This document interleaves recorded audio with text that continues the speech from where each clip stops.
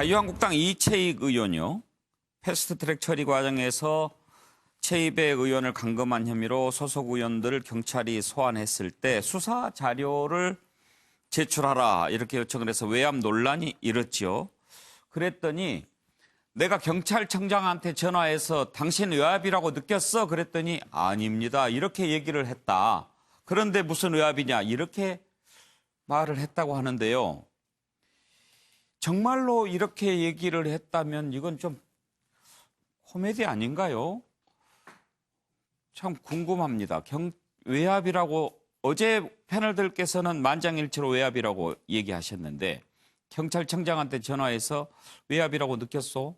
안 느꼈습니다. 근데 무슨 외압이냐? 관련된 녹취 한번 들어보시죠. 그럼 잠깐 한 말씀 드릴게요. 아까 제가 정론관에서 기자회견 했는데 언론인들은 동의하실지 안 할지 몰라도 너무 언론 환경이 좀 기울어져 있다. 어제 경찰청장하고도 통화했지만 경찰청장 또 의원님 절대 우리가 외압을 받은 적도 없고 도대체 이 기사가 어떻게 되는지 감사 쪽으로 해가지고 지금 한번 파악을 하고 있습니다. 이런 해명을 제가 받았습니다. 누가 먼저 연락했어요? 뭐가요? 경찰청장한테. 제가 전화했습니다. 앞으로도 청장이랑 통화를 있으면 수시로.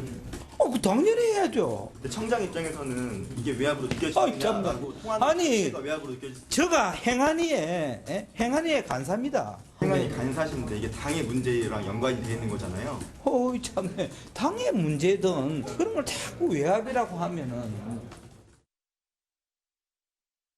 경찰의 패스트트랙 수사에 외압을 행사해 무리를 빚고 있는 자유한국당 이채익 의원이 스스로 확인 사살하는 일을 벌였습니다.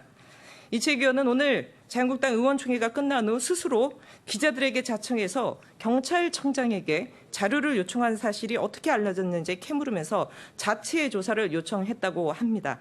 일반적인 형사 피고인들이 할 수 없는 일은 국회의원도 해서는 안 되는 것이 민주사회의 기본적인 원칙이자 상식입니다. 그 범주를 벗어나는 순간 부당하게 특권을 행사하는 것입니다. 그게 바로 외압입니다.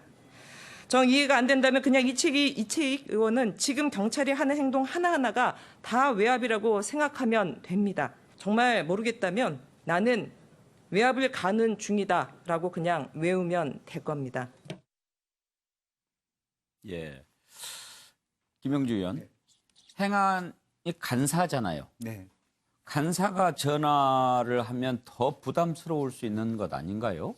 부담스럽죠. 뭐 간사 아니라 행안이 그냥 상임위 위원들조차도 예. 매우 부담스러울 수밖에 없고요.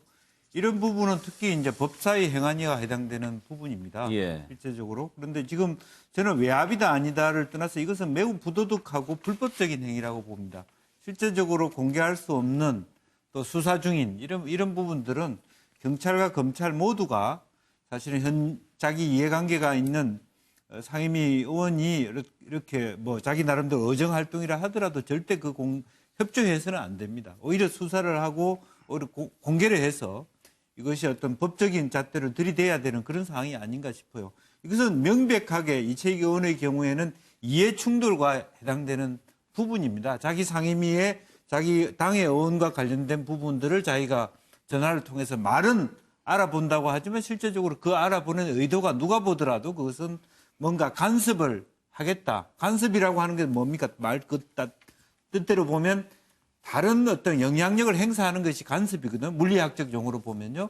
분명히 말은 뭐 알아만 본다고 하지만 이거 자체는 일정한 경찰로 하여금 위압을 느껴서 소극적으로 반응할 수밖에 없도록 하는 예. 그런 어떤 부당한 행위다. 저는 그렇게 이해를 하고 있습니다.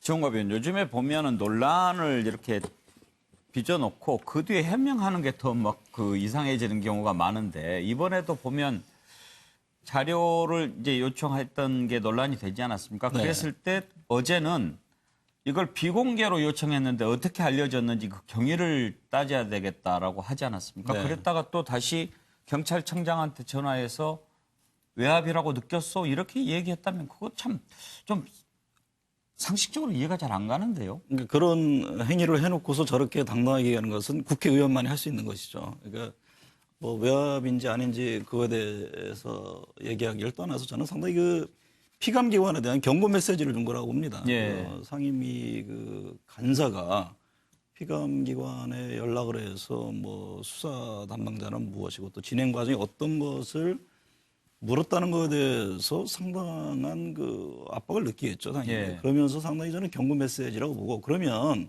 왜 이러는가? 저는 이걸 좀 깊이 있게 좀 볼 필요가 있다고 봅니다. 예.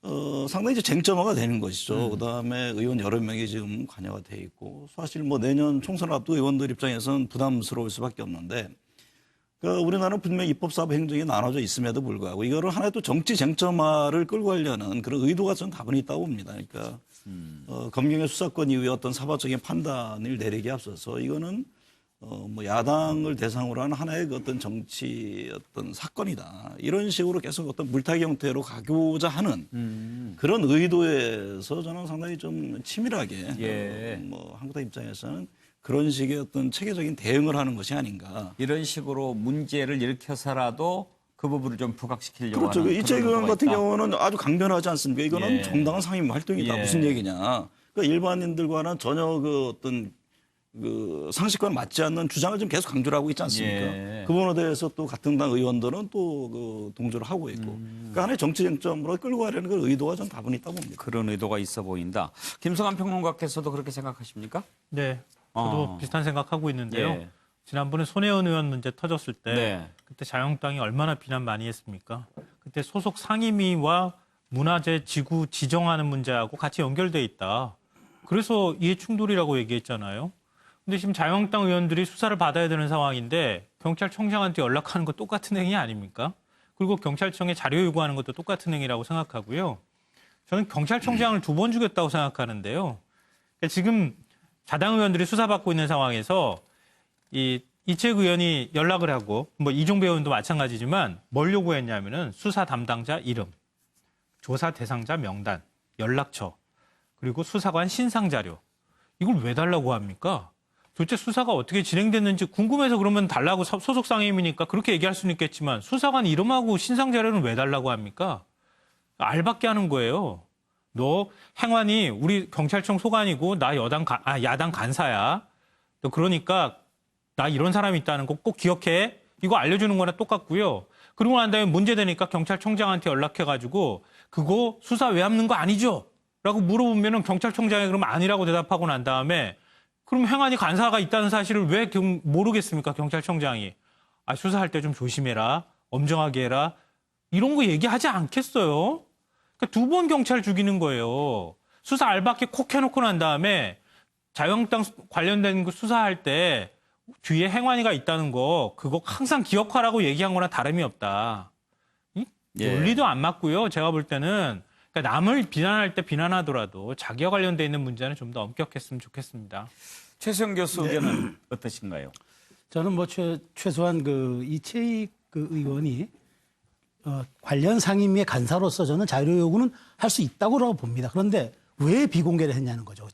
저는 그게 합당한 자료 요구고 그게 누구에도 공개되어도 아무런 문제가 없을 자료 요구였다면 당연히 저는 뭐 문제가 없다고 생각합니다. 왜냐하면 해당 상임위 간사니까 100번 양보해서 국회법에 그런 법도 명시돼 있고 해서 그런데 왜 비공개를 했냐는 거죠. 이거는 뭔가 밝혀지거나 알려지면 조금 더 곤란하다고 생각했기 때문에 미리 방어막을 친 거 아니냐. 그리고 이종배 의원 같은 경우는 사실 관련 상임위가 아니거든요.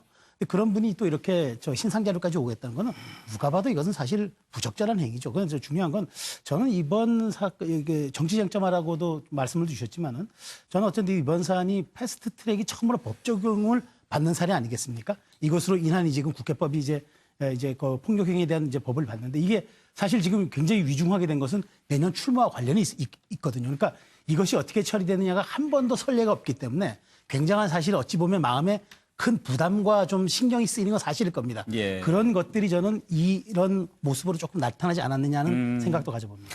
서종국 변호사 시각은 궁금합니다. 어떠신가요? 제가 이게 보수를 많이 변호해가 궁금한 분인데 예. 이거는 보수 진보를 떠나서 이게 법에 너무나 명백해서 이거는 제가 보기에 이채익 의원이 잘못한 거예요. 부적절한 겁니까? 왜냐하면 이게 이분은 국회법 128조를 들고 있는데 예. 국회법 128조 보면 이제 그 일반적인 자료 제출 요구권이 있어요. 예. 근데 그 위에 127조 보면 국정조사감사가 있고 그다음에 그 국정조사감사법의 8조에 보면 자료를 이게 요구할 때 제한이 있어요. 바로 이제 그 사생활을 침해하거나 그리고 이제 그 재판 또는 수사의 관여할 목적일 때는 자료 요구 안 되는 거예요.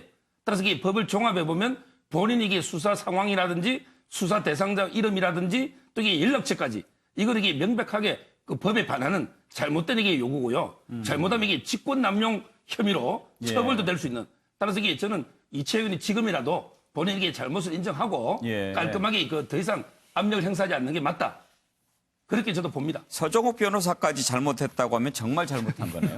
왜냐면 이게 또 뭐 보수층에서 또 뭐 막 댓글이 오는데 뭐 그거는 이게 법에 너무나 명백하니 뭐 옹호할 수가 없잖아요. 김한규 변호사께서도 법적으로도 문제가 있는 그런 행위라고 판단하십니까? 그 경찰이 이 사건의 어떤 경찰 어떤 사건에 관련해서 그 당사자한테 알려줄 의무가 없습니다. 물론 이제 뭐 고소인이 누구고 뭐 어느 혐의 기본적인 내용은 알려져 있어도 지금 직권남용에 저도 거의 뭐 해당될 여지도 있지 않나 보여지고요. 일부 국회의원들은 상당한 특권 의식이 있다는 걸 또 느낀 게 얼마 전에도 여야 막론하고 좀 몇몇 의원들이 뭐 재판 청탁을 했다 해서 굉장히 시끄럽지 않았습니까?